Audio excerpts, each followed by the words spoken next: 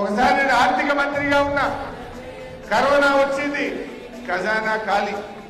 కేసీఆర్ గారు పిలిచిండ్రు, మరి మే నెల వస్తున్నది, మృగశిర కార్తీ రాగానే మనం రైతు బంద్ వేయాలి కదా, పైసలు తయారు చేసిండ్రు అని అడిగిండు. మా అధికారులంతా ముఖాలు చూస్తున్నారు. సార్ నిన్నటిదాకా 45 రోజులు లాక్డౌన్, రూపాయి రాలేదు సార్, ఆమ్దాన్ లేదు సార్ అంటున్నారు. ఏమయ్యా మా రైతులే దొరికిందా మీకు? కేసీఆర్ గారు ఒక మాట అన్నారు, మంత్రుల జీతాలు బంద్ చేయి, ఎమ్మెల్యేల జీతాలు బంద్ చేయి, కాంట్రాక్టర్ల బిల్లు ఆపు, మా రైతులకు మాత్రం రైతు బంధు పడాల్సిందే.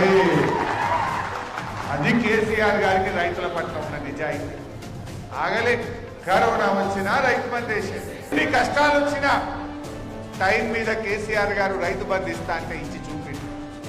11 సార్లు 74,000 కోట్ల రూపాయల రైతు బంద్ ఇచ్చిన ఒకే ఒక్క నాయకుడి దేశంలో